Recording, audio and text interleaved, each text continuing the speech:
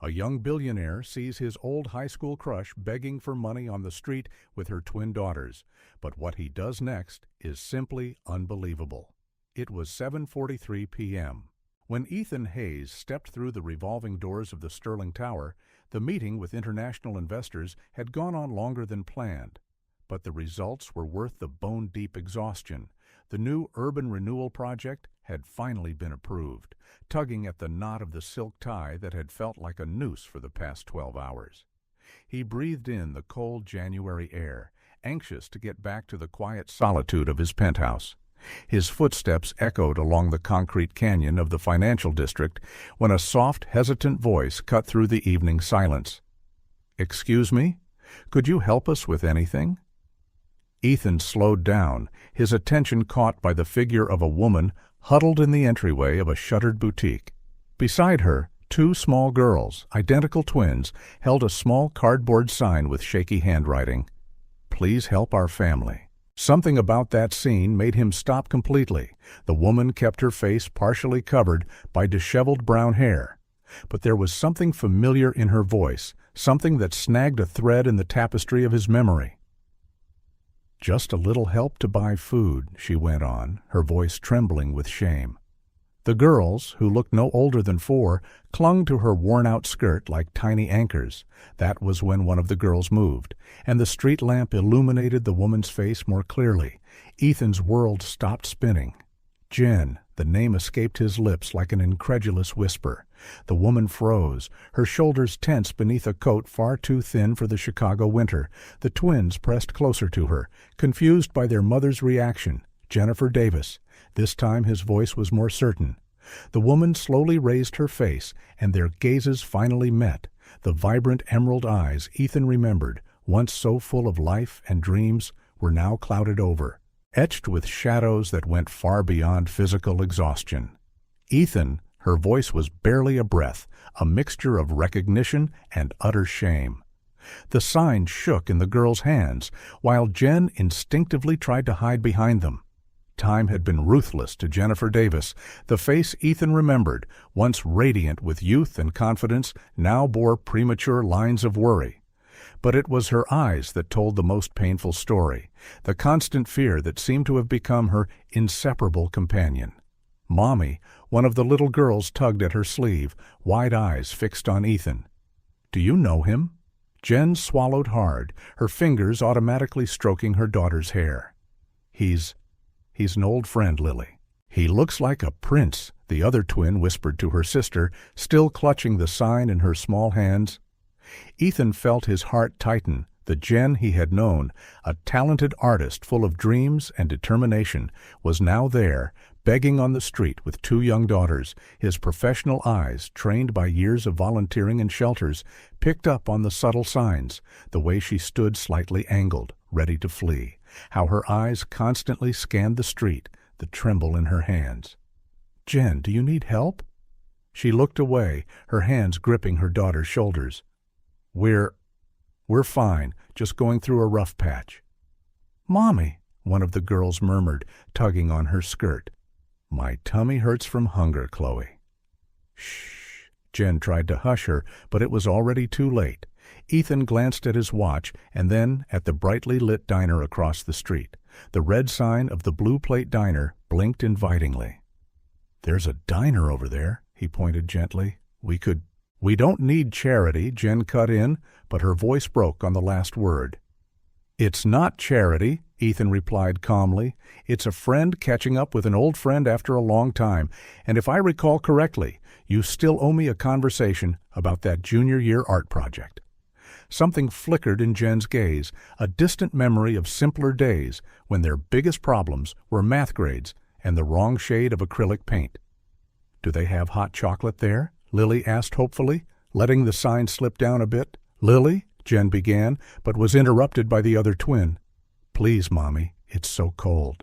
Ethan watched the conflict on Jen's face, pride wrestling with necessity, fear vying with the memory of the boy she had known so many years before. She looked at the sign in her daughter's hands, at their worn-out clothes, and then back at Ethan. Hot chocolate, and maybe some sandwiches, he suggested gently, keeping his voice casual, as if he hadn't seen the cardboard sign, as if this were just a casual reunion between old friends. The twins looked up at their mother with pleading eyes. Jen closed her eyes for a moment, and Ethan could see the exact instant her resistance gave way.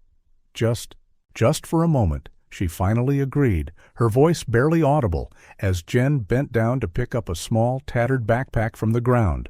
One of the twins carefully folded the cardboard sign, tucking it inside her coat as if it were a shameful secret.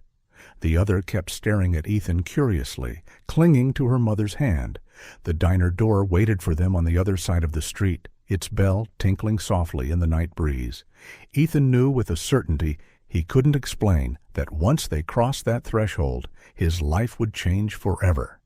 Fate had brought Jennifer Davis back into his path, and this time he wouldn't let her vanish without a trace. The Blue Plate Diner was one of those places that seemed to exist outside of time. Old-fashioned Formica counters, faded red stools, and a flickering neon sign in the window. Ethan watched as Lily and Chloe devoured their chocolate milkshakes with the eagerness of those who hadn't had a dessert in ages. Jen kept her hands wrapped around a cup of black coffee, her eyes downcast, avoiding his. "Slow down, girls," she murmured when Lily slurped her shake loudly. "You'll end up with a stomachache." Her remark triggered such a vivid memory that for a moment Ethan was transported 15 years into the past, to a sunny afternoon in the cafeteria at Northwood High. "Slow down with that milkshake, Ethan. It's like you've never had one before," Jen laughed, her green eyes shining with amusement as he tried to wipe away the chocolate dribbling down his chin. It was junior year break, and they were celebrating the perfect grade they'd received on their art project. "It's your fault," he protested, still struggling with the napkin. "Who told you to make me laugh right as I was drinking?" She tilted her head to the side, a playful smile tugging at the corners of her lips. "Not my fault you're so easily influenced, Hayes." The sound of childish laughter brought him back to the present. Chloe had made a whipped cream mustache, making her sister burst into giggles. For a brief moment, an involuntary smile crossed Jen's face, so similar to the one from 15 years ago that Ethan's heart skipped a beat. "They remind me of you," he said softly, the same smile. Jen visibly tensed, her hands gripping the cup more tightly. "A lot has changed, Ethan." Yes, much had changed, but sitting there, observing the familiar profile under the fluorescent diner lights, Ethan couldn't help his mind from wandering back again. The art room was their refuge on Thursday afternoons. The semester's final project required pairs, an exercise in complementary visions. As Mrs. Helena liked to say, Jen had been assigned as his partner, to his secret delight. "So," she said, spreading craft paper sheets over the table, "what do you think about mixing your obsession with straight lines and my organic curves?" He raised an eyebrow, trying to ignore the unintended double meaning. "Are you suggesting a fusion between architecture and nature?" "Exactly." Her eyes sparkled with enthusiasm as she started sketching. "Imagine a building that seamlessly integrates into the landscape, like it grew from the earth itself." It was in that moment, watching her draw with such passion, that Ethan realized he was irrevocably in love with Jennifer Davis. The clink of cutlery against china pulled him back to reality. The twins were now devouring a plate of French fries, their milkshakes half forgotten. "Did you keep drawing?" The question slipped out before he could stop it. Jen shook her head slightly. No, there wasn't time, or resources. Once again, the past enveloped him like a wave. "I'm going to study architecture," he announced, lying on the school lawn beside Jen. It was late afternoon, and the sky was painted pink and orange by the setting sun. "While I dominate the contemporary art scene," she teased, but her eyes were serious. "We could open a studio together, Hayes and Davis, where architecture meets art." "Davis and Hayes sounds better," he corrected, turning to look at her. "Silly," she laughed, but her laughter died when their gazes met. It was their first kiss, awkward, nervous, and absolutely perfect. "More fries, Mommy?" Lily's voice broke through his memories. "No, honey, we've had enough." Jen wiped the girls' mouths with a napkin, her movements automatic in their maternal routine. Ethan watched the scene, trying to reconcile the Jen of his memories, vibrant, artistic, full of dreams, with the exhausted woman sitting across from him, the last time he'd seen her. "We're moving." Her words fell like stones in the silent afternoon. Jen stood on her porch, eyes red and puffy. "What do you mean, moving?" "Where to?" "When?" "Tomorrow, my dad. He got a job in Chicago. We have to leave." "But what about us?" "And your college plans?" "I don't know, Ethan. I really don't. They promised to keep in touch. He wrote letters, dozens of them. Some were returned, most simply vanished into the void, just like Jen had." "Mommy, I'm sleepy," Chloe murmured, rubbing her eyes. Jen immediately began gathering their things, momentary panic visible on her face. "We need to go." "Where to?" Ethan asked gently, noticing how she avoided a direct answer. We get by." She tried to stand, but Lily had already fallen asleep against the booth, her face still smudged with chocolate. Ethan watched Jen, not the girl from his memories, but the woman she had become, under the fluorescent glow of the diner. The shadows on her face seemed deeper, the marks of time more evident. Yet there was still something of the old Jen there, in the kindness with which she touched her daughters, in the determination that kept her posture upright despite her evident exhaustion. "Let me help," he offered, keeping his voice neutral, "at least for tonight." Jen hesitated, her gaze shifting between her sleeping daughters and the darkness beyond the diner windows. For a moment, Ethan saw fear and pride wage war on her face, the same face that once had planned to conquer the art world by his side, past and present intertwined in that moment, under the dim glow of the Blue Plate Diner. 15 years of unanswered questions hovered between them like restless ghosts. But now was not the time for questions. Now was the time for decisions. And Ethan could see in Jen's exhausted eyes that she was about to make one. Ethan secured a room at the Metro Inn, modest but clean and heated. The twins slept soundly in one of the twin beds, still dressed, with only their shoes carefully removed by Jen. She remained seated on the other bed, hands wrapped around a cup of coffee Ethan had brought from the hallway machine. "You don't have to tell me anything," he said softly, standing near the door to give her space. Jen looked at her sleeping daughters, her profile outlined by the faint lamplight. "Yes, I do," she said after a long moment. "You deserve to know why your letters were never answered." She took a sip of the bitter coffee as though seeking strength in its warmth. "When we moved, it wasn't by choice. My dad had lost everything in a bad investment. We lost the house, the car, everything. An uncle offered him a job in Chicago, but the salary barely covered a tiny apartment." Ethan watched as she fussed pointlessly over the blanket covering the twins. "I had to drop out of school. I got a job as a waitress at a diner." "Your letters arrived." She paused, her voice breaking. "But I couldn't answer. How could I tell you that all my dreams had turned to dust, that instead of studying art, I was serving coffee and cleaning tables?" "Jen, please." She interrupted him softly. "Let me finish. I need to say it all at once." One of the twins stirred in her sleep, and Jen waited until she settled again before continuing. "That's how I met David. He was a regular customer, always polite, leaving generous tips. He started showing up at the end of my shifts, offering me rides. He was charming, attentive, or at least pretended to be." Her hands trembled slightly around the cup. "I was 20 and desperate for affection, for someone to make me feel special again. He was 32, had a stable job, promised me the world. We got married after 6 months of dating." Ethan stayed silent, though his jaw was tight. "It changed gradually. First it was just comments about my clothes, about how I talked to other men at work. Then came the outbursts of anger, always followed by apologies and promises. When I found out I was pregnant, she looked at the twins with a mixture of love and pain. I thought a baby would change everything. When we found out it was 2, David actually seemed happy." Jen set her cup on the nightstand, her hands now twisting the edge of her shirt. The first slap came when I was 7 months pregnant. He'd been drinking too much again. I burned dinner. It was just a slap, he said. An accident. It would never happen again. She let out a bitter, almost silent laugh. Would you believe I really thought it might have been my fault? Ethan took a step toward her, but stopped when he saw her stiffen. After the girls were born, it got worse. He lost jobs because of his drinking, but it was always my fault.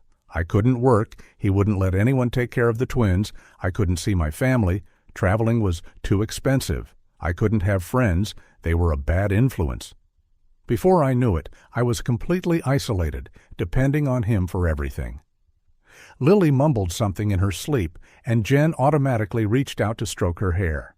I tried to run away 3 times before. The first time, he found me at the bus station. The second, I made it to a shelter, but he found out where it was and hung around, threatening to hurt the girls if I didn't come back. The third, her voice faltered, the third time, he broke my arm. Ethan closed his eyes for a moment, fighting the rage building inside his chest. But 2 weeks ago, Jen took a deep breath, her hands visibly shaking now. He came home drunk. As usual, the girls were playing in the living room. He stumbled and fell on them. Chloe hit her head on the table. It wasn't hard, but it could have been. Silent tears began to stream down her face. I waited until he passed out. I grabbed the girls, a backpack with a few things, and left in the middle of the night. I took bus after bus, always switching cities. We stayed in shelters, but never for long. I'm afraid he'll find us. The money ran out 3 days ago. That's why you were asking for help on the street, Ethan completed softly. Jen nodded, wiping her tears with the back of her hand. I never thought I'd end up like this, that my daughters would have to. Her voice finally broke, and the sobs she had been holding back for so long poured out. Ethan crossed the room in 2 strides, sitting beside her on the bed, but not touching her. You've been incredibly brave, he said. Once her sobs subsided, you protected your daughters, kept them safe. I don't feel brave, she whispered. I feel terrified, all the time. Ethan looked at the twins sleeping peacefully, unaware of the adults' conversation. He thought about his architecture firm, the empty apartment he kept as an investment. Jen, he began carefully, my office needs an administrative assistant, and I have a safe apartment in a building with 24-hour security.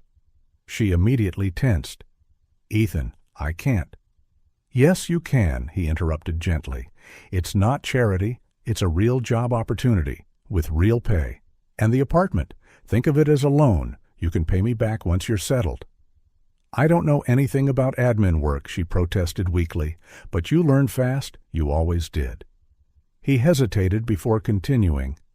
And the twins need stability, a home, a school. Jen glanced at her daughters again, and Ethan could see the conflict in her eyes, fear fighting hope, distrust colliding with the desperate need for a safe haven. He could find us, she whispered. The building has security. We can file for protective measures. I have lawyer friends who can help. Ethan kept his voice firm and practical. You're not alone anymore, Jen. Silence stretched for several minutes, broken only by the soft breathing of the twins. Finally, Jen spoke, her voice so low he could barely hear. All right. A single tear rolled down her cheek, but this time Ethan realized it was a tear of relief, of hope, perhaps. But on one condition, she continued, and for the first time that night, he saw a flash of the old Jen in her eyes. I'll pay back every cent. I don't ever want to owe anyone again. Ethan nodded, respecting her need for independence. Deal. Across the room, Chloe stirred in her sleep, murmuring something about hot chocolate. Jen immediately stood up to check on her daughters, her movements those of a mother used to being on guard at all times. Watching her, Ethan made a silent promise to himself. The girl who once dreamed of painting the world had been broken, but not destroyed, and he would do everything in his power to help her rebuild her life, one day at a time, one step at a time, until she could dream without fear again. The cursor blinked insistently on the computer screen as Jen stared at the Excel spreadsheet with a mix of confusion and frustration. It was her third day as an administrative assistant at Ethan's office, and the project control workbook looked more like an unsolvable puzzle than a simple data table. "All you have to do is click here and drag to copy the formula," Patricia Ramirez, the accountant, explained for the third time that morning. Her polite tone barely concealed her impatience. "Then just update the values." Jen nodded, her hands trembling slightly over the mouse. The phone rang, making her jump in her seat. It was the fifth call from the twins' school that week, and it was only Tuesday, Hayes Architecture. "Good morning," she answered, trying to keep her voice steady. "Mrs. Davis, this is the secretary at St. Clair's School." Her heart immediately pounded. Did something happen to the girls? "Lily is crying a lot, asking for you. We tried to calm her down, but—" Jen closed her eyes, torn between maternal panic and the consciousness of Patricia's disapproving gaze. "Can I speak to her?" A few seconds later, Lily's small voice came through the phone. "Mommy, come get me, please." "Honey, Mommy's working, remember? We talked about this. You need to be strong." "But I'm scared. What if he finds us here?" Jen's blood ran cold. On the other side of the office, she saw Ethan emerge from his room, probably alerted by Patricia to yet another interruption. "No one will find us, sweetheart. The school is safe, remember? There are guards at the gates." "Chloe's crying too," Lily sobbed. "Please, Mommy." 20 minutes later, Jen finally managed to calm the girls enough for them to return to class. By the time she hung up, she had lost all the data she'd been entering into the spreadsheet. A wrong click during the call had undone an hour's work. "Jen," Ethan's voice sounded close to her desk. "Could we talk for a minute in my office?" Jen sat stiffly on the edge of the chair, expecting to be fired. "Are the girls struggling at school?" The gentle question caught her off guard. They've never been in a school like this before. Everything is so new." Ethan nodded, thoughtful. "It must be scary for them, and for you, too." Jen lowered her eyes to her hands. "I'm sorry about all the interruptions and the mistakes. I promise I'll do better. I just need a little more time." "I'm not worried about that," he interrupted softly. "I'm worried about the three of you." The apartment Ethan had arranged was on the 10th floor of a building with 24-hour security. It was larger than anywhere Jen had lived in recent years, with 2 bedrooms and a small balcony. Yet even with all the locks on the door and the cameras in the corridor, she still spent hours awake at night, startled by every noise. "Mommy," Chloe called from the improvised bed on the floor. They hadn't been able to get enough furniture yet. Story time. Jen lay down between her daughters, as she did every night. "Once upon a time, there were 2 very brave princesses who lived in a tall castle," Lily added sleepily. "Yes, a very tall, safe castle." Later, after the girls finally fell asleep, Jen did her usual nighttime round, checking the lock 3 times, inspecting the windows, making sure her phone was charged for emergencies. The familiar ritual brought little comfort. At work the next morning, she observed her colleagues interacting during coffee breaks, conversations about weekends, families, future plans. She kept to herself, focusing on organizing the mail. The less they knew about her, the better. "This one's important." Ricardo Diaz, one of the senior architects, dropped an envelope on her desk. "It has to be scanned and emailed to the client today, without fail." Jen looked at the scanner as though it were a snake about to strike. After 10 minutes of frustrated attempts, the machine finally swallowed the document, only to freeze entirely. "No, no, no," she muttered, pressing buttons at random. "Let me help." A gentle voice sounded behind her. It was Anna Chen, the receptionist. "This scanner has its quirks. Come on, I'll show you how to handle it." During lunch, Jen hid in the empty break room to call the school. The twins had made it through the morning without incident. A small miracle. As she ate her sandwich, she opened the office procedures manual Patricia had given her, determined to master those programs that looked like alien languages. From the doorway of his office, Ethan discreetly watched her attempts. He saw her jump at the sound of the printer automatically turning on, noticed her constant checks of the emergency exits, observed how she flinched whenever someone approached too suddenly. Jen felt his attentive gaze but pretended not to notice. It was easier that way to keep people at a distance, building invisible walls, walls that protected her but also isolated her. That night, after putting the girls to bed, she found a small sticky note in her purse. "You're doing great, one day at a time." E. Sitting on the apartment balcony, watching the city lights, Jen allowed a single tear to fall, somewhere out there. David might be looking for them. That thought kept her awake, fueled her nightmares, whispered dangers in every shadow, but for the first time in a long time, fear wasn't her only companion. There was also a faint hope, fragile as a flame in the wind. But still there, the twins were safe. She had a job, a roof over their heads, small steps in a new world. Hesitant steps, perhaps, but steps forward nonetheless. 2 weeks after she started at Hayes Architecture, Jen was still struggling with the digital filing system. The folders seemed like an infinite maze, and she often saved documents in the wrong place, confusing the entire team. "Again, Jen?" Patricia sighed when she discovered the Marina Project files mixed with the corporate center ones. "You really need to pay more attention. It affects everyone's work." Her remark stung, but Jen merely nodded, swallowing her humiliation as she reorganized the files. Her cell phone vibrated, the 5th message from the school that morning.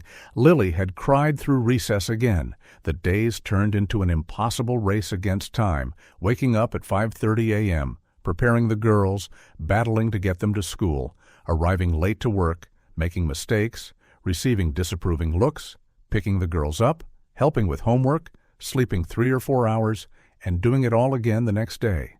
Davis, Ricardo, stopped by her desk one particularly chaotic Friday. "Where's the Andrade project presentation?" "The client is waiting." Jen felt a chill run through her. The presentation she was supposed to format the night before, but Lily had a fever, and Chloe couldn't sleep because of nightmares. I haven't finished it yet." "What do you mean you haven't finished? The meeting is in 20 minutes. Her hand shook as she tried to quickly organize the slides. Exhaustion blurred her vision, and she accidentally deleted an entire section of the file. "For God's sake!" Ricardo exclaimed, drawing everyone's attention. "Ethan, I need to talk to you now." Jen watched, mortified, as Ricardo marched into Ethan's office. Through the glass walls, she could see the senior architect's irritated gestures. 10 minutes later, Ethan's voice came over her intercom. "Jen, please come to my office." Legs trembling, she stood up. Patricia watched with a mix of pity and annoyance. In the neighboring cubicles, 2 other architects whispered, probably betting on how much longer she would last. "Sit down," Ethan indicated the chair as soon as she entered. His tone was serious, but there was something in his eyes that didn't match an impending dismissal. "I'm sorry," she began, the words pouring out. "I know I've let everyone down, but I can do better. I will do better. The girls are still adjusting to school and I—" "Jen," Ethan interrupted her gently, opening a folder on his desk. "Take a look at this." She blinked, confused, when she saw her own drawings. Sketches she doodled during meetings when she thought no one was watching, layout revisions, facade modifications, interior ideas. "You redesigned the entire Andrade lobby," he pointed at one of the sketches. "And your suggestions for the landscaping at the corporate center are exactly what we've been missing." I shouldn't have done that," she murmured. "I'm sorry if I came across as meddling." On the contrary, Ethan leaned forward. "You have a natural talent for design. It's a waste of your potential to keep you only in administrative work." Jen felt a familiar jab of hope, dangerous, painful hope. "But I need this job, the bills, the girls' school." "And you'll keep it," he assured. "But I have a proposition for you." He paused, watching her closely. "There's an evening interior design course at the Institute of Arts, 3 nights a week." The immediate panic must have been evident on her face because Ethan quickly added, "Before you say no, let me finish. I know an excellent babysitter, Mary Johnson. She worked for my sister for years. Completely reliable." "I can't leave the girls with a stranger," Jen protested, that familiar fear squeezing her chest. "Jen," Ethan's voice was gentle but firm. "Look at yourself. You're exhausted, making mistakes, barely staying awake. The girls need a functional mother, not someone on the brink of collapse. The words hit home because they were true. The night before, she had fallen asleep helping Lily with math homework. The week before that, she'd forgotten the girls' lunches at home twice. What if, she swallowed hard, what if something happens to them while I'm gone? Mary has experience with traumatized children, Ethan explained softly. My sister hired her after my nephew went through a difficult situation. She knows how to handle fears, nightmares, anxiety. Jen looked again at her drawings, scattered on his desk. There was something in them that reconnected her to her past, not the traumatic past with David, but before that, when she dreamed of creating beauty in the world. How much does the course cost? It's an investment from the company in your education, Ethan answered. You can reimburse me when you're working as a designer. Jen fell silent, gazing out the window. Outside, the city sprawled under the afternoon sun, the same city where somewhere David might be. The familiar fear tightened her chest, but there was something else now, something she hadn't felt in a long time. Desire, the desire to create, to learn, to be more than just a survivor. Could I at least meet Mary first? A small smile curved Ethan's lips. Of course she can come by this afternoon, if you'd like. Jen nodded slowly. All right, you want to meet her? Or all right for the course as well? She took a deep breath, thinking of her twins, her drawings, her buried dreams. Both. It was a scary step, but maybe, just maybe, it was also a necessary one. Toward what? She still didn't know, but for the first time in a long time, the future didn't seem just an extension of fear. The first meeting with Mary Johnson took place on a Saturday afternoon. Jen watched anxiously as the gray-haired woman with a gentle smile chatted with the twins in the living room. Do you girls like stories? Mary asked, pulling a colorful book from her bag. Chloe, the more cautious one, hid behind the sofa. But Lily, curious, took a step forward. Is it about princesses? Even better, Mary grinned. It's about two magical sisters who can talk to dragons. A week later, Jen faced her first day of evening classes at the interior design course. Her hands shook as she arranged her materials on the desk. Around her, other students chatted excitedly, all seeming younger, more rested, less haunted. Today, we'll discuss the fundamental principles of design, Professor Beatrice announced. Jen struggled to keep her eyes open, her body still adjusting to the new routine. At home, Mary had promised to read 3 stories to the twins before bed. Still, the thought of her daughters alone with someone else made her stomach churn. Her phone buzzed in her bag, a text message from Mary. The girls had a good dinner. Lily helped wash the dishes. Chloe drew a dragon. Something in Jen's chest relaxed just a bit. The next morning at the office, she looked at a floor plan with fresh eyes. The lessons on scale and proportion from the previous night echoed in her mind as she digitized the documents. That looks different, Patricia remarked, noticing how Jen had reorganized the files by category and function, not just in alphabetical order. I learned about visual hierarchy yesterday, Jen explained timidly. I thought I could apply it to the filing system. That evening at home, she found the twins already in their pajamas, listening to Mary's stories about her childhood in another state. Mommy? Lily ran to hug her. Mary makes homemade cookies, just like Grandma. The innocent comment hit Jen like a punch. The girls barely remembered their grandmother. It had been so long since David had allowed any family visits. In the second week of classes, Professor Beatrice announced the first project, Redesign a Residential Space. I want your proposals by next class, she informed, complete with color palette and materials. Jen felt the familiar panic rising between work, the twins, and her classes. When would she find time? That night, Chloe had a nightmare. I want Mommy, she sobbed when Jen got home. She called for you several times. Mary explained gently. I managed to calm her, but Jen held her daughter, guilt gnawing at her. I'm sorry, my love. Mommy's here now. The class project was done in stolen moments, during her lunch break at the office, in the few hours between getting home and the start of classes, and in ever shorter late-night sessions. When she finally turned it in, her hands trembled with exhaustion.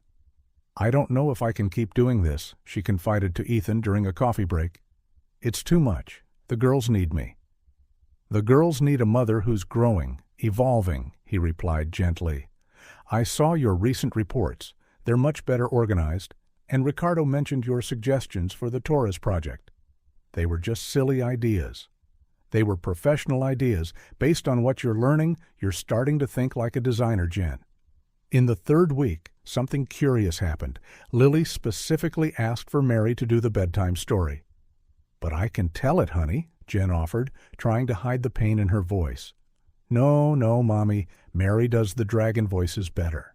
Jen swallowed the lump in her throat as she watched Mary with her daughters. The older woman had a special way, calm, reassuring, motherly. The girls responded to it, flourishing under her care, which simultaneously broke and warmed Jen's heart. At work, small changes were becoming noticeable. Jen now navigated the system with more confidence. Her suggestions, once timid, gained substance as she applied concepts from the course. "Interesting solution for the space," Ricardo commented, looking at one of her sketches for the Torres project's communal area. "You took natural light into account." One night after class, Jen found a note from Chloe under her pillow. "Love you, Mommy." The drawing showed 3 figures, her and the twins, plus a 4th figure that looked like Mary, all smiling. "Sometimes," Mary remarked as they sipped coffee after the girls were asleep, "we have to accept help to become better mothers." Jen studied the older woman, her kind eyes, her time-worn hands, her presence that was becoming indispensable. "How do you make it look so easy?" she asked softly. "It's not easy, dear, but it's worth it, just like what you're doing, studying, growing. The girls see that. You know, they see their mom fighting for something better." The next morning, Jen arrived at the office earlier than usual. While she organized her notes from the course, she realized she was smiling. A small, hesitant smile, but real. On her desk, a new sticky note from Ethan awaited. "I saw your latest course presentation. Impressive. Keep going." It was hard. It was exhausting. There were days she could barely keep her eyes open, nights when the girls' tears broke her heart, moments when she considered giving it all up. But then Lily would proudly show a dragon drawing to Mary. Chloe would leave love notes under her pillow, and little by little, almost imperceptibly, long-buried dreams began to reawaken. Maybe, Jen thought as she reviewed her design notes, this balance between dreams and reality wasn't impossible. Maybe it was a matter of learning to trust the right people at the right time and herself. Jen was bent over her drafting table at work, putting the finishing touches on her first official project, the redesign of the Torres building reception area. Her design classes had completely changed the way she viewed space. Where she once saw a simple pass-through area, she now saw transformative possibilities. "May I take a look?" came Ricardo's voice, surprising her. The senior architect, who had once barely concealed his impatience at her mistakes, now showed genuine interest in her work. "It's just a preliminary sketch," she said, trying to hide her nerves. "I thought about using natural elements to soften the lobby's sharp lines." Ricardo studied the drawings for a moment. "Interesting how you integrated a vertical garden with the natural lighting. It's very different from what we usually do." The next morning, during the client presentation, Jen felt her heart race when Ethan turned to her. "Jen, why don't you explain your concept to Mr. Torres?" She hesitated for a second, then remembered her instructor Beatrice's words. "Design is telling a story through space." With that in mind, she began to speak. "The goal is to create a first impression that reflects the building's values," she said, her voice gaining confidence. "The green wall isn't just decorative, it creates a natural path that guides visitors while bringing life into a corporate environment." Mr. Torres, a businessman known for his critical eye, leaned forward in interest. "And these wooden panels?" "Certified wood, sir. They offer a welcoming feel. Breaking the chill of glass and concrete, they also improved the space's acoustics. After the meeting, the client made a point of congratulating her personally. "It's refreshing to see something different. Keep this young lady around, Hayes." At home, changes were also evident. The twins had made friends at their new school. Lily was about to attend her first sleepover that weekend, and Chloe had been invited to join the reading club. "Look, Mommy!" Lily rushed to her as she arrived, waving a paper. "I got an A in math." "And I did a presentation on dragons," Chloe added, not wanting to be outdone. "The teacher said it was the best in class." Mary watched the scene with a satisfied smile as she tidied the kitchen. "They're flourishing," she remarked when the girls went to put away their backpacks. "And so are you, Jen." It was true, though still exhausting. The routine had found its rhythm. Mornings were no longer a chaotic scramble. Mary arrived early, helping with breakfast and packing lunches. The guilt about evening classes had eased, for the girls now eagerly awaited Mary's bedtime stories. At the course, Jen surprised everyone, including herself, when her loft redesign project took first place. "Your understanding of how space affects emotions is exceptional," praised Professor Beatrice. "You have a natural gift." On a Friday night, after 2 particularly productive weeks, Jen decided to do something special. With Mary's help, she turned the living room into a mini movie theater, with mattresses on the floor and a selection of kids' films. "Can we eat popcorn in bed?" Lily asked, her eyes shining. "Just tonight." Jen smiled, realizing she couldn't remember the last time she had genuinely smiled like that, freely, without fear or guilt. Mary left early, politely declining the invitation to stay. "It's your night together," she winked at Jen, lying between her daughters, watching an animated movie about a warrior princess. Jen felt something she had forgotten. Existed. Peace. Chloe was snuggled under her left arm, Lily under the right, both occasionally giggling at the funny scenes. At work, her transformation did not go unnoticed. Patricia now frequently asked for her input on presentation organization. Ricardo began including her in more project meetings. Even the interns sought her guidance. During one particularly important meeting, Jen was explaining her ideas for a new project when she noticed Ethan's gaze. There was something there, admiration, maybe, that made her stumble briefly. Their eyes met for a moment, and she felt a familiar warmth rising in her cheeks. "Excellent analysis, Jen," he commented afterward, once everyone had left. "You've really found your footing." "I've had good mentors," she replied, thinking of all who had contributed to her journey. Ethan, Mary, Professor Beatrice, even her daughters, who displayed a resilience that inspired her daily. That night, sorting her materials for the next class, Jen came across an old drawing, one of her first sketches for the Torres project. Beside it was her latest work, showing remarkable progress. It wasn't just technique that had improved. There was a confidence in her lines that hadn't been there before. In her bedroom, the twins slept peacefully. No nightmares, no fears.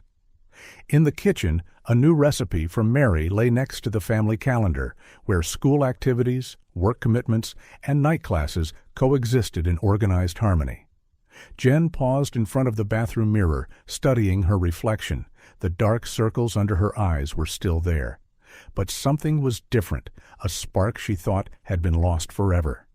Small victories, she reflected. Sometimes you need multiple small victories to realize you're really winning. Her phone vibrated, a message from Ethan. "Meeting with the developer tomorrow. I'd like you to present your ideas for the Commercial Center project."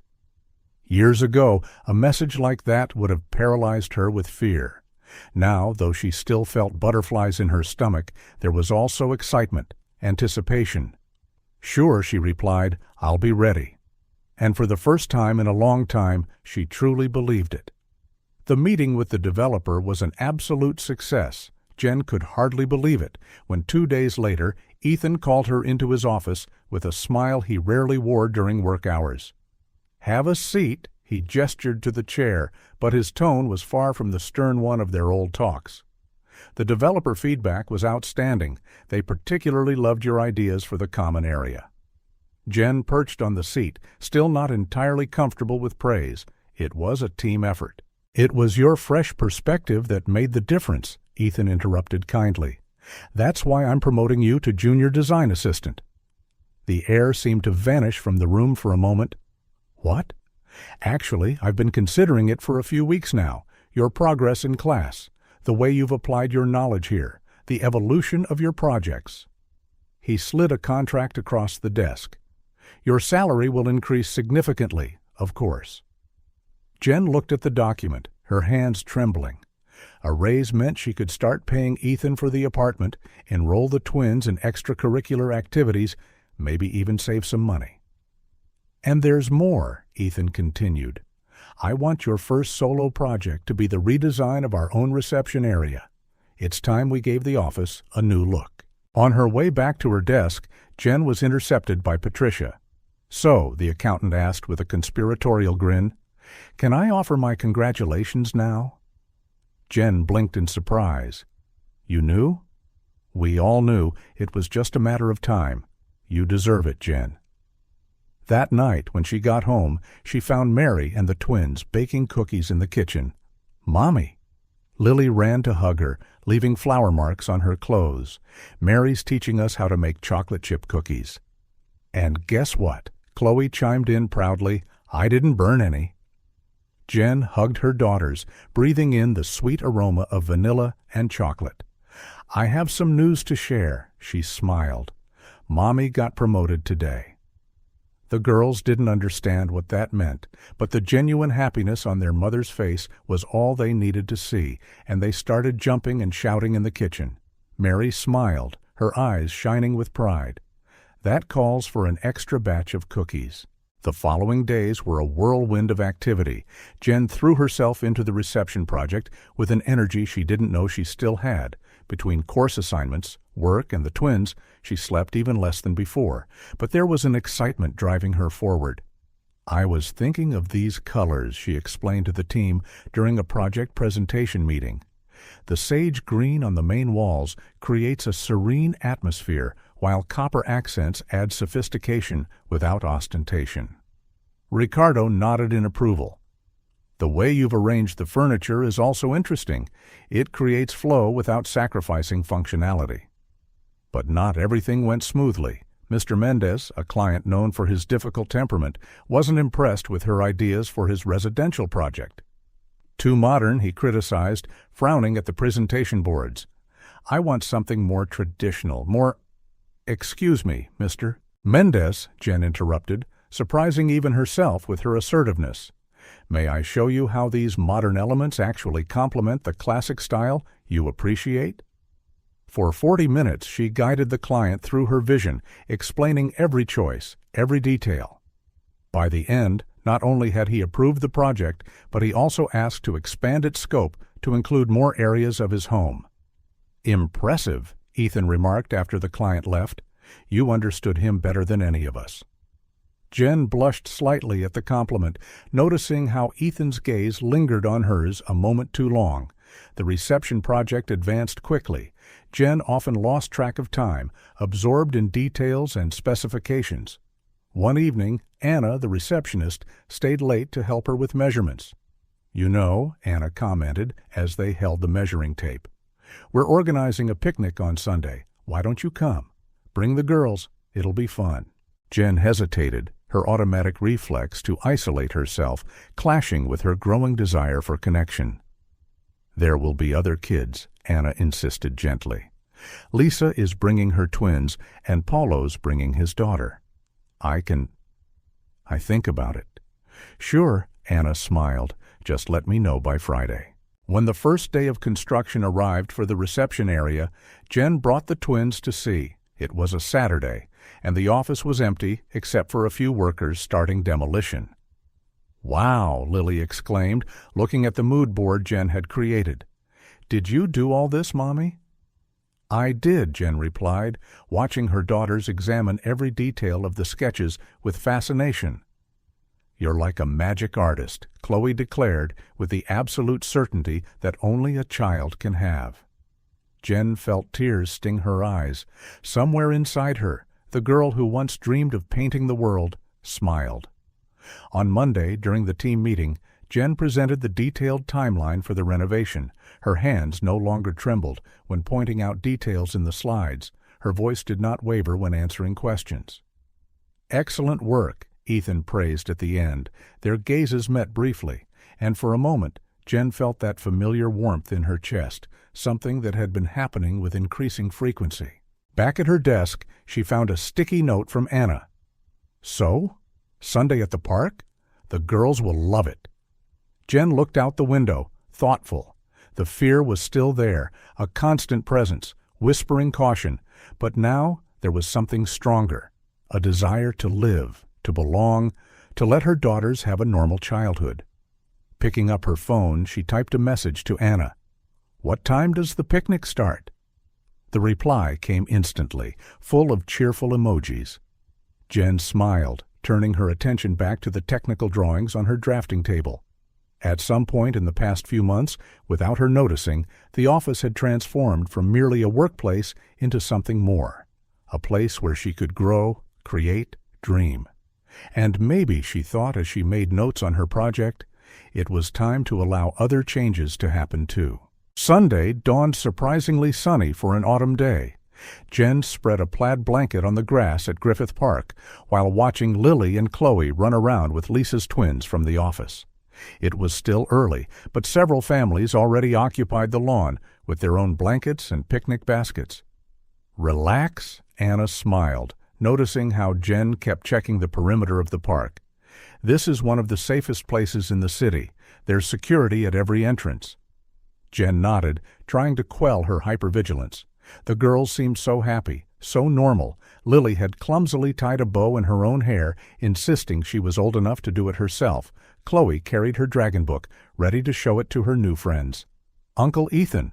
Lily's sudden shout made Jen turn abruptly. Ethan stood by the playground, dressed casually in jeans and a polo shirt, a sight so different from the businessman she was used to seeing at the office.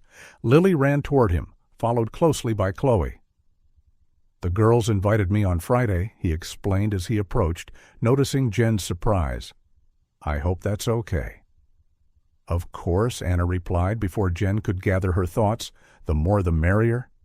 "Uncle Ethan, come see what I can do on the swing." Lily tugged his hand. "No, see my new book first." Chloe protested, grabbing his other hand. Jen watched, fascinated, as Ethan let the twins lead him around. There was a natural ease to his interactions that caught her off guard. He listened with genuine interest as Chloe explained the complex hierarchy of dragons in her book, asked relevant questions, and laughed at silly jokes. "Only children find funny." "He's great with kids," Lisa commented, sitting down beside Jen. "You should see him with my boys when they visit the office." The group grew throughout the morning. Paolo arrived with his daughter, Julia, bringing a basket of fruit. Ricardo and his wife showed up with homemade pastries. What started as a small picnic became an impromptu celebration. "Uncle Ethan!" Lily shouted from the top of the slide. "Look!" Jen felt a strange sensation in her chest, hearing that affectionate nickname. The girls had never been close to a male figure since. Well, ever. "Careful up there, kiddo," Ethan called back, strategically positioning himself to catch her if needed. The morning flowed in a succession of moments that seemed lifted from a life Jen thought she'd never have. Chloe reading aloud to a small group of captivated kids, Lily learning to throw a frisbee with Lisa's twins, genuine laughter echoing in the warm autumn air. "More lemonade?" Ethan offered, sitting beside her on the blanket. "Thanks." When he handed her the cup, their fingers briefly touched. The accidental contact sent a familiar shiver down her spine, an echo of feelings buried long ago. "They look happy," he remarked, watching the twins. "They do, don't they?" Jen smiled, allowing herself to relax a bit. Sometimes it's hard to believe how much has changed in such a short time. "You've changed too," Ethan said quietly. "You seem lighter." Jen fiddled with the rim of her cup, thoughtful. "I'm still scared," she admitted in a low voice all the time. "But it's different now. I don't know how to explain." "You don't have to," he said gently. "You're letting yourself live again. It's a process." A soccer ball rolled toward them, followed by Lily running breathless. "Uncle Ethan, come play with us. Please, please." Ethan glanced at Jen as though asking for permission. She nodded, smiling. "Only if your mom plays too," he answered, standing and offering his hand to Jen. For a moment, she hesitated. The touch, the closeness, the vulnerability of allowing such a connection. But then Chloe joined her sister, eyes shining with anticipation, and Jen realized it might be time to take another small step. The game was a joyful mess, with no clear rules except plenty of laughter. At one point, Ethan hoisted Lily up so she could kick the ball into the makeshift goal, and the sound of her genuine laughter brought tears to Jen's eyes. "Are you okay?" he asked later, when the children were distracted by ice cream treats. They had drifted a little away from the group, sitting on a bench beneath an old tree. The late afternoon sun cast dancing shadows through the leaves. "I'm fine," she replied, surprised by the truth in her words. "It's just seeing the girls like this, so happy, so safe. Sometimes it feels like a dream. A good dream, I hope." "Yes," she smiled, then hesitated before continuing. "Ethan, about the past, about how I disappeared." "Jen," he interrupted gently, "we don't have to talk about that right now." "I need to," she insisted. She took a deep breath. "You deserve to know. I regret so much. Not answering your letters, not trying harder, not—" "Hey," he lightly touched her arm, and this time she didn't pull away. "You did what you had to do to survive. No one can judge you for that." "The girls never had this," she went on, watching her daughters play, a normal Sunday at the park, friends, a father figure who doesn't scare them. Ethan was silent for a moment, carefully choosing his words. "They're amazing kids, Jen, and they have an amazing mom." "Uncle Ethan," Chloe's voice broke the moment, "come see what I drew." Jen watched as he stood, once again pulled along by her daughter's excitement. The sun was starting to set, painting the sky shades of pink and orange, reminiscent of those distant afternoons on their high school lawn. But now it was different. The Jen of 15 years ago had dreamed of a bright future, brutally interrupted. Today's Jen, well, she still had fears, still had scars, but she also had her daughters, her work, and people who cared. "Mommy," Lily ran over to her, "Uncle Ethan said he can bring us to the park again next Sunday. Can we come?" Jen looked at Ethan, who shrugged with a shy smile. "If he's not too busy," she answered. "I'm never too busy for my favorite little design assistants," he joked, making the girls giggle as they packed up to leave. Jen noticed how the park had emptied out. The sun was now just a golden line on the horizon, and the first stars were beginning to appear. "It was a perfect day," Chloe declared sleepily as Jen folded the blanket. "It really was." "Honey," she agreed, exchanging a look with Ethan that said far more than words could express. On the drive home, with the twins sleeping in the back seat, Jen thought about promises, broken ones from the past, unspoken ones in the present. She thought about how fear and hope could coexist, how her heart could be both tight and light at the same time. But mostly, she thought about how sometimes the strongest bonds form in the simplest moments. On a sunny Sunday, with children's laughter in the background, and the silent promise that days like this could indeed happen again. The Monday after the picnic started with unusual commotion at the office. Jen had just dropped off the twins at school, still smiling at the Sunday memories, when Ethan called an emergency meeting. "Horizons Group wants to reinvent the concept of kids' areas in shopping malls," he announced to the gathered team. "They're building the biggest commercial center in the city and want something truly innovative, something no one's seen before." Jen was taking distracted notes when Ethan's next words startled her. "And I want Jen to lead the project design." The silence that followed was broken by Ricardo. "Excellent choice after what she did with the reception. I can't think of anyone better." Later, alone with Ethan in his office, Jen found her voice. "Are you sure? This is a huge client, a crucial project. Exactly why I need someone who truly understands the target audience." He smiled. "Plus, I've seen how you play with the twins. You know how kids think." That night, Jen spread papers across her kitchen table while the twins did their homework. "What are you doing, Mommy?" Chloe asked, peering over her notebook. "Designing a special place for kids to play," Jen replied, chewing on the tip of her pencil. "Can it have dragons?" Chloe's eyes sparkled. "And tall swings," Lily added. Jen looked at her daughters, an idea taking shape. "Actually, my dears, do you want to help me?" In the days that followed, their kitchen table turned into a makeshift design studio. The twins drew their ideas for a dream playground, while Jen translated that childlike imagination into viable concepts. "What if we made secret tunnels?" Lily suggested one evening. "Like dragon dens," Chloe chimed in excitedly. Mary, cooking dinner, smiled as she watched them. "Children always have the best ideas," she remarked. "We just have to listen." Jen worked late every night after the girls went to sleep. Ethan often stayed after hours at the office as well, providing suggestions and quiet support. "I was thinking about using different textures," she explained one night. "Laying out material samples, stimulating the senses, is crucial to child development." "Like here?" He pointed to a tactile panel in her sketches.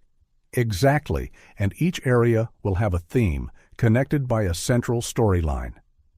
The final concept was ambitious, an interactive space where children could explore different worlds, linked by tunnels, bridges, and secret passages.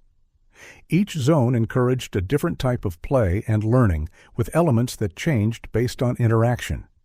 "It's like a storybook children can step into," Jen explained to Mary, finalizing the details, with dragons for Chloe, tall swings for Lily, and surprises for everyone. The day of the presentation arrived, filled with anticipation. The Horizons Group auditorium was packed, executives, investors, even city representatives. Jen felt her hands trembling as she stepped in front of the audience. Then her eyes found Ethan in the front row, and she recalled a Sunday at the park, full of genuine laughter and unspoken promises. "When we ask a child what their perfect play place would be," she began, her voice growing stronger, "we receive more than an answer. We receive an invitation to see the world through their eyes." The next 2 hours were a journey through the project. Jen led the audience through every detail, every design decision, every carefully planned safety element. "These tunnels aren't just passageways," she explained, showing a 3D animation. "They're portals between imaginary worlds. Here, a child can be an explorer discovering treasure. Over there, a scientist investigating natural phenomena. Further on, a knight facing friendly dragons." As she demonstrated how each zone connected through a continuous narrative, she saw several executives exchange impressed glances. And most importantly, she concluded, each element was designed not just by architects and designers, but also tested and approved by the real experts, children. The silence that followed was broken by the president of Horizons Group, who stood up, applauding. In seconds, the entire auditorium was on its feet. "Extraordinary," he declared, approaching Jen. "Simply extraordinary. We don't just want to approve this project, we want to expand this concept to our entire chain of shopping centers." The celebration at the office was spontaneous and effusive. Jen found herself at the center of hugs and congratulations, still trying to process the scope of her success. "You did it," Ricardo grinned, genuinely proud. "You've set a new standard for all of us." Anna gave her a tight hug. "The girls will be so proud." When the excitement died down and most people had gone home, Jen found herself alone with Ethan in his office. "I knew you could do it," he said quietly. "I never would have made it without you," she replied, voice thick with emotion. "Without your faith in me. Without—" Words failed her, and without thinking, she hugged him. It was a moment of pure vulnerability, gratitude, joy, and something deeper, mingling together. Ethan hesitated for a second before hugging her back, his arms wrapping around her protectively. The embrace lasted a few seconds longer than appropriate for a boss and employee, weighted with unspoken feelings. When they pulled apart, both looked slightly embarrassed, but their eyes said everything their words did not. "I have to pick up the girls," Jen murmured, breaking the moment. Of course, Ethan smiled. They'll want to celebrate with the star architect. In the car on her way to school, Jen finally allowed the tears to flow, tears of happiness, accomplishment, and possibility. The project wasn't just a professional triumph. It was proof she could dream again, create again, live again. In her bag, the twins' original drawings for the project were carefully tucked away. Silent witnesses to how the most beautiful dreams sometimes arise from the hardest stories. The news came through Anna, who burst into Jen's office, waving the morning newspaper. "You're on the cover of the business section?" Jen took the paper with trembling hands. There she was, smiling professionally, beside the project models for the children's area. The headline read, "Design Innovation. Project revolutionizes kids' spaces in shopping centers." The reporter wants an exclusive interview, Ethan mentioned, leaning against the doorway. Horizons Group is promoting the project as the new gold standard in inclusive design.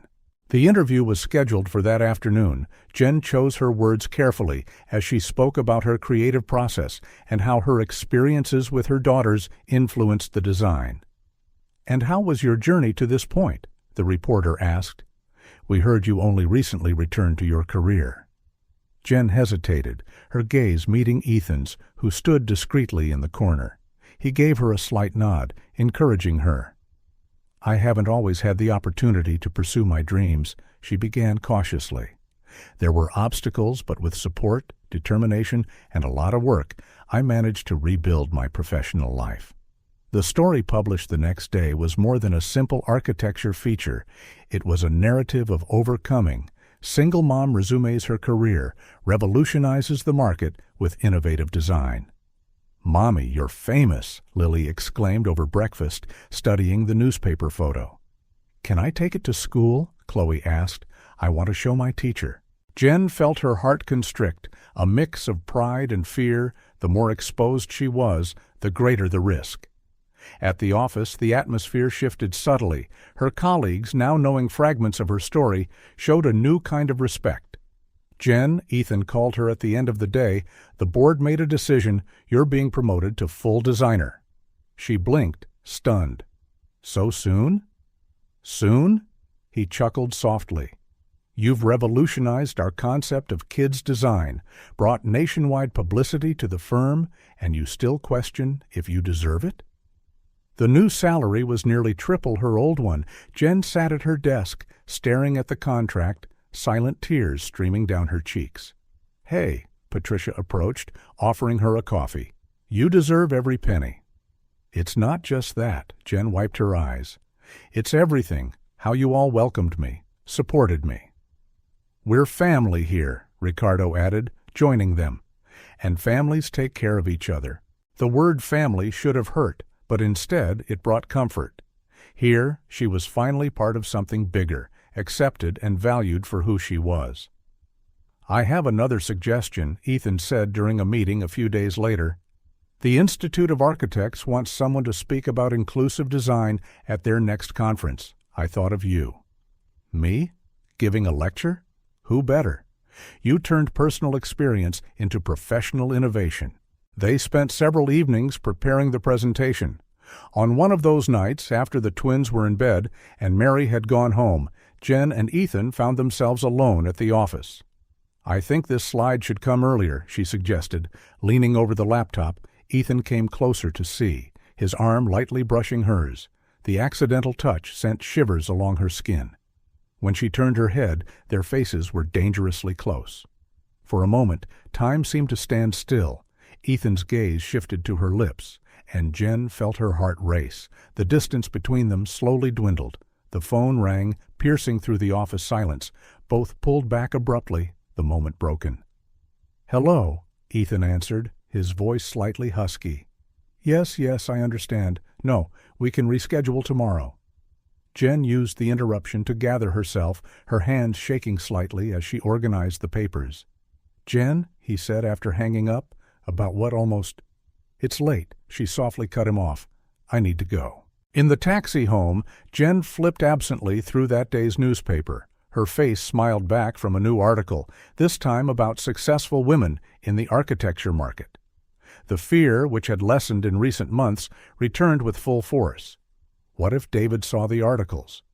What if he found out where she was? The photos clearly displayed the firm's name, her new position.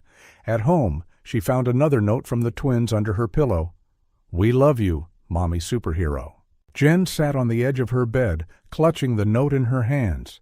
She had built so much, achieved so much. The twins were happy, safe. She had a job she loved, people who cared, a future for the first time in years. And Ethan, the near kiss still burned in her memory. It was dangerous territory, she knew. Opening her heart meant risking vulnerability again. But there was something different about him, in the way he respected her space, genuinely cared for the twins, believed in her more than she believed in herself sometimes. Her phone vibrated with a message from him. "Sorry about tonight. I don't want you to feel pressured. You and the girls come first." Jen reread the text multiple times, a reluctant smile crossing her lips. Maybe. The newspaper on the table caught her eye again. Her photo, in bold, fear and hope, waged their familiar battle in her chest. "Please," she whispered into the void, "don't let him find us. Not now. Not when we finally—" She didn't finish the sentence. In the next room, she could hear the twins' gentle breathing. On her desk, the plans for the conference awaited. In her heart, long-dormant feelings had begun to stir. There was so much to lose, so much to protect, but also, for the first time in years, so much to gain. Thursday dawned gray, threatening rain. Jen had just dropped the twins at school and was arriving at the office when she saw him, a staggering figure by the building entrance, holding a crumpled newspaper. Her blood turned to ice. Even after all this time, even at a distance, her body instinctively recognized the threat. David. For a moment, the world slowed to a crawl. Jen stayed frozen in her car, her mind screaming at her to drive away, to protect the girls. But before she could act, David spotted her. "So this is where you've been hiding," he snarled, walking toward her car. She could smell the alcohol even through the closed window. The big-shot architect, Mother of the Year. Jen gripped the steering wheel so hard her fingers went white. Through the rearview mirror, she saw Anna arriving at work, immediately sensing something was wrong. "Get out of the car, Jen." David banged on the window. "We need to talk about you stealing my daughters." "Is everything okay?" Anna's voice came through Jen's phone. At some point, she must have dialed. "Jen, security's on the way." David kept pounding on the window, his voice growing louder. "Think you can humiliate me like this? Your face in the papers, acting better than everyone?" In the mirror, Jen saw Ricardo and Patricia arriving, stopping as they realized what was happening. Her phone vibrated nonstop, probably Ethan.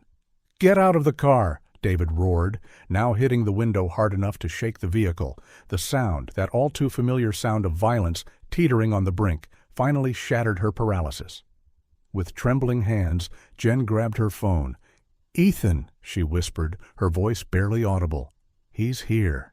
I'm 5 minutes away." His voice was controlled but tense. "The police are on their way. Don't get out of the car." But at that moment, David started kicking the car door. The metallic thuds reverberated through Jen's bones, stirring memories of other doors, other times of terror. "Ma'am," one of the building's security guards approached cautiously. "Do you need help?" David turned on him, swaying. "This is a family matter. Back off." Jen saw more colleagues arriving for work, all stopping, shocked by the scene. Anna was still on the phone, probably also with the police. Patricia and Ricardo stood nearby, ready to intervene if needed. "You have no power over me anymore," Jen whispered to herself, recalling her therapist's words, summoning a strength she didn't know she had. She opened the car door. David stumbled back, momentarily surprised. "Leave," she said, her voice steadier than she felt. "You have no rights over us anymore." "Rights?" He let out a bitter laugh, waving the crumpled newspaper. "You kidnap my daughters, publicly smear me, and talk about rights?" "You lost any rights when you raised a hand to them?" Jen answered, Stepping forward, behind her, she could sense her coworker's protective presence when you made them live in fear of their own father. You ungrateful! David lunged, but the security guard quickly stepped between them. That was when Ethan arrived, practically jumping out of his car. Step away from her. His voice sliced the air like steel. "And who are you?" David sneered. "The new sucker she's playing?" Jen saw Ethan's jaw tighten, but his tone remained controlled. "I'm the man who's going to make sure you never go near her or the girls again." Sirens blared in the distance. David looked around, realizing he was surrounded by security and office workers, all forming a protective barrier around Jen. "This isn't over," he threatened, stepping back. "It is," Jen said, surprised at her own firmness. "It ended the moment I decided my daughters deserved a life without fear." Two police cars screeched to a halt. David tried to run, but in his drunken state, he only managed a few steps before being tackled. "Ma'am," one of the officers approached, "we need your statement." Jen watched as David was handcuffed, still yelling threats. Her legs trembled so much she had to lean on Ethan for support. "Let's go inside," he suggested gently. "You can give your statement in my office." In the elevator, surrounded by her protective colleagues, Jen finally let the tears fall. "Shh." Anna wrapped her in a hug. "It's over. You're safe." "The girls," Jen sobbed. "I need to get the girls." "I've already called Mary," Ethan assured her. "She'll pick them up and take them straight home. We have security stationed at the school, too." In Ethan's office, while they waited for the police to come up, Jen tried to control her breathing. "Here." Patricia offered her a glass of water, "and I called my sister. She's the best family lawyer in town. She'll handle your case personally." "I can't afford." "The firm will cover all legal costs," Ethan said gently. "Non-negotiable. Jen, you're part of our family now." Ricardo, who had been on the phone, approached. "The police confirmed he'll be charged with threatening behavior and disturbing the peace. With the history of domestic violence, he could be held for a while." Jen nodded, trying to process everything. Part of her still wanted to run, hide, and protect her daughters, as she'd done many times before. But then she looked around, at Ethan, who hadn't left her side for even a second. At Patricia, already gathering documents for the case. At Anna, holding her hand in silent support. At Ricardo, coordinating security with the building staff. "I'm not running anymore," she declared, more to herself than to anyone else. "No more living in fear." Ethan knelt in front of her, taking her hands. "You're not alone in this fight, Jen. Not ever again." When the officers arrived to take her statement, Jen spoke. She spoke of years of abuse, of failed escapes, of constant terror. She spoke of the night she finally fled, the months spent in shelters, and rebuilding her life from scratch. "We'll request an urgent protective order," Patricia's sister, the lawyer, explained later. "With witnesses and evidence, we can get a permanent restraining order." The day blurred into a series of statements, paperwork, and phone calls. When she finally got home, she found Lily and Chloe watching cartoons with Mary, seemingly unaware of that day's drama. "Mommy." They ran to hug her. Jen held them tight, breathing in the scent of their hair, feeling their little hearts beating against her own. "Everything's okay, my loves," she whispered. "Mommy promises everything's okay." Later, after the girls were asleep, Jen found Ethan waiting in the living room. He'd insisted on stopping by to make sure she was all right. "How are you, really?" he asked softly. "Terrified," she admitted, "but also free, somehow, like a weight's been lifted." "You were amazing today," Ethan said. "So strong. I don't feel strong." "But you are. You always have been." He hesitated before continuing. "And now you have an entire army by your side." Jen looked out the window at the city lights. Somewhere, David was in a cell, unable to harm her family. Tomorrow would begin the legal battle. But for the first time, she wouldn't be fighting alone. "Thank you," she whispered, "for everything." Ethan just smiled, that smile that made her heart race even in the darkest moments. The fear was still there. She knew it would probably always be there at some level, but something else was stronger now. Determination. Determination to live, to create, to love, to be free. Jen nervously adjusted her gray blazer as she waited in the courthouse hallway. 3 weeks had passed since the confrontation with David, and today was the hearing for a permanent restraining order. "It's going to be fine," Anna whispered, squeezing her hand. The waiting area was filled with familiar faces: Patricia and her lawyer sister, Ricardo and his wife, several co-workers, and Ethan, of course, who hadn't left her side throughout the process. "How are the girls?" he asked gently. Mary promised to make chocolate chip pancakes for breakfast. Jen mustered a faint smile. They were more concerned with which toppings to choose than anything else. The courtroom door opened, and Patricia's sister gestured for them to enter. Jen's heart pounded when she saw David on the other side of the room, now sober and in a suit, looking smaller and less threatening than in her memories. "All rise," the court officer announced.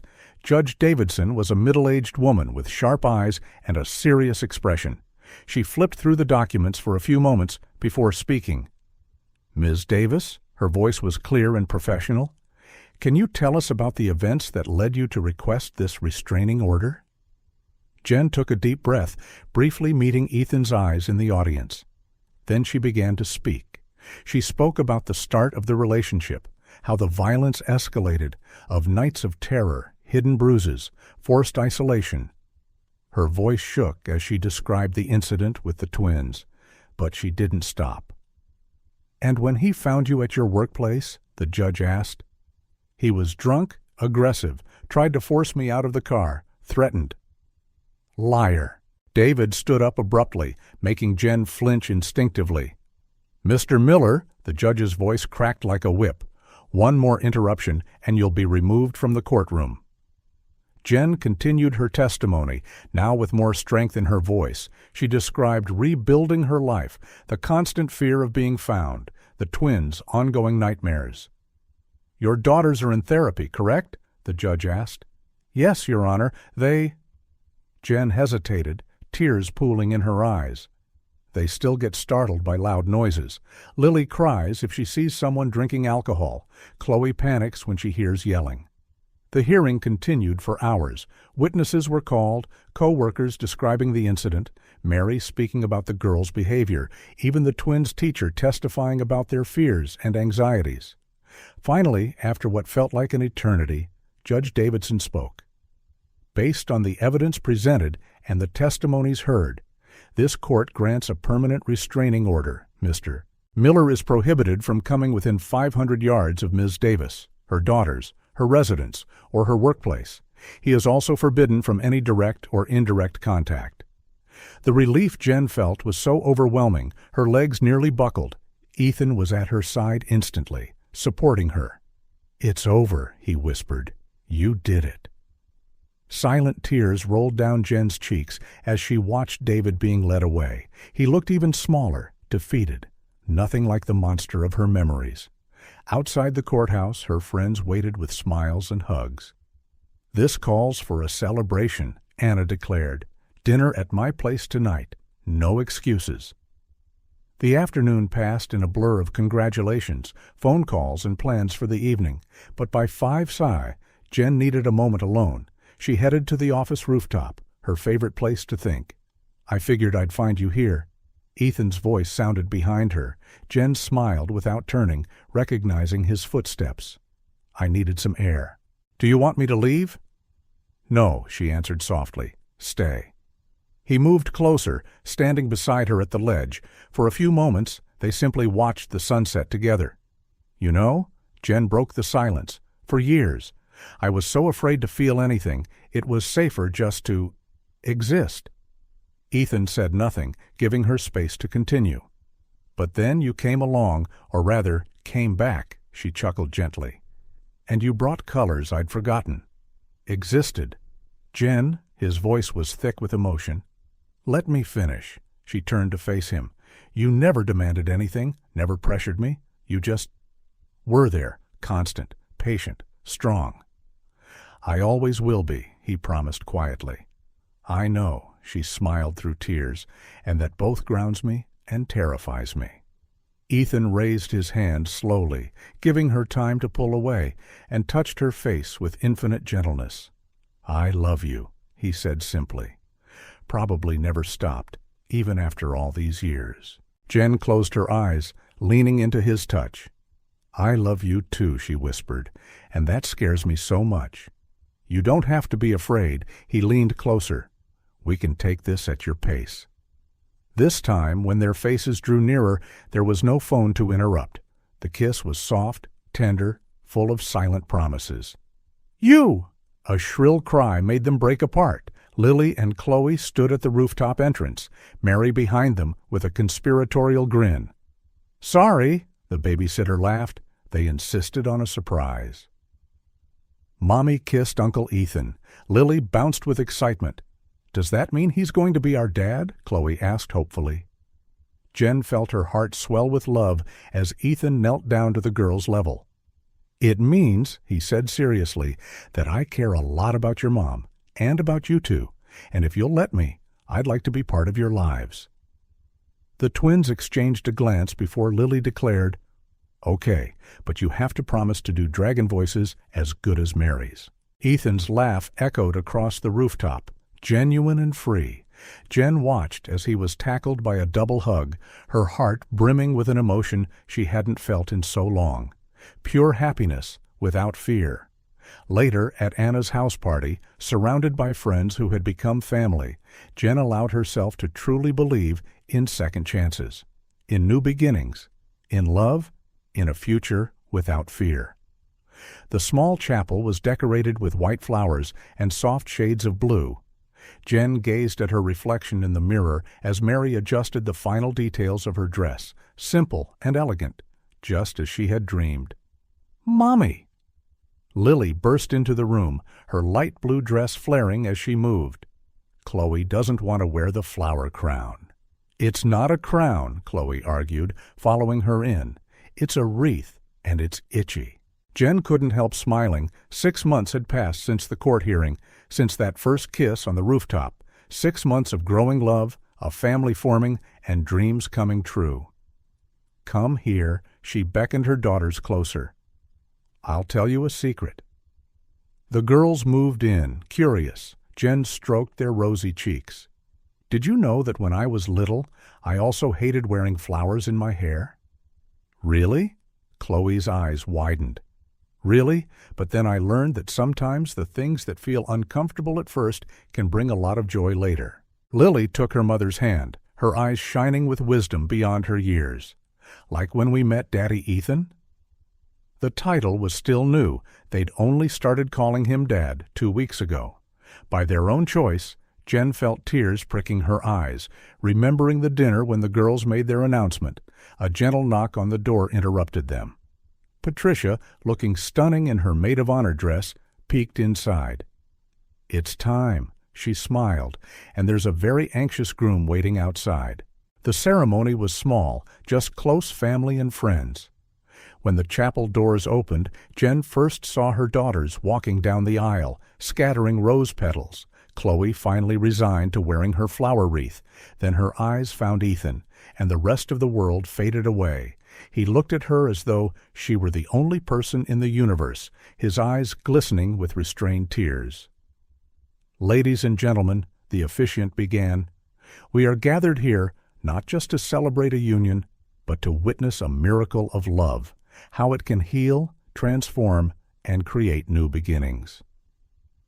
During the vows, Ethan surprised everyone by kneeling not only before Jen, but also before the twins. "I promise," he said solemnly, "to love and protect not just your mom, but both of you as well. I promise to be the father you deserve, the friend you need, and the fierce dragon who keeps all your fears at bay." The girls laughed through tears, breaking protocol to hug him right there. The reception was held in the garden of their architecture firm, now officially Hayes and Davis Architecture. Jen's promotion to junior partner had been announced the week before, along with news no one expected. "Attention, everyone," Ethan called, tapping his glass before the toasts. "I have 2 important announcements." Jen squeezed his hand, knowing what was coming next. "First," he continued, I'm proud to announce the creation of the New Beginnings Foundation, dedicated to supporting victims of domestic violence, offering not just shelter, but opportunities for a fresh start, scholarships, professional training, and transitional housing. Emotional applause filled the garden. Jen saw Mary discreetly wipe away tears. And second, Ethan grinned, pulling Jen close. In about 7 months, our little architects here will have a baby brother or sister to help with the projects. The twins, who already knew the secret, jumped with excitement. Lily rushed to place her hand on her mom's barely-there belly, while Chloe was already making plans. If it's a girl, she can sleep on my side of the room. No, my side, Lily protested. 3 months later, Jen sat in the office of their new home, a design she and Ethan had created together, the construction plans sprawled across the desk, some corners doodled on by the twins. "What do you think of changing the garden layout?" Ethan asked, leaning over, one hand resting protectively on her now visible bump. "We could create a special play area for the kids, with a treehouse," Jen suggested, smiling as she felt a kick from the baby, "and a flower bed just for Chloe, and tall swings for Lily." Outside, they could hear the girls' laughter as they played with Mary, who insisted on remaining part of the family even after Jen and Ethan married. Jen closed her eyes, leaning back against Ethan's chest. Sometimes it was still hard to believe this was her life now, that the terrified woman begging on the street had become a respected professional, a beloved wife, a confident mother. "What are you thinking about?" Ethan kissed her neck softly. "Journeys," she replied. "How sometimes we need to lose ourselves completely to find the right path." "Any regrets?" Jen thought for a moment, touching her wedding ring. "No, every step, every fear, every tear, it all led me here, to you, to us." A joyful shriek interrupted them. Lily and Chloe burst into the office, carrying drawings. "Look, Mommy!" Chloe held out her paper. "I drew our family." Jen took the drawing, her heart overflowing with love. There they were, Ethan, her with her round belly, the twins, even Mary in the background, and in the sky, a friendly dragon watching over them all. "It's perfect, my love," she whispered. And it really was. Perfect, not in the way she'd once imagined in her youth, dreaming of a bright future with her first love. It was perfect in a deeper, more real way, with scars healed, fears overcome, and a love that had weathered time and pain to grow even stronger. Lily snuggled up beside her, placing a hand on her belly. "Will the baby love drawing too?" "Maybe," Ethan answered, pulling Chloe close. "But the most important thing is that he or she already has the best big sisters in the world." Jen looked at her family, the one fate had given her, and the one she had chosen to build. The afternoon sun shone through the windows, bathing everything in a golden hue of promise. The happily ever after that once seemed impossible had not only become reality, it had turned into something even more precious. A real happiness built day by day, strengthened by hardships overcome, and made eternal by the love that grew with every moment. Inside her, the baby moved again. As though in agreement, Jen smiled. Complete. This was not an ending, just the beginning of another wonderful chapter in her story of love, courage, and redemption.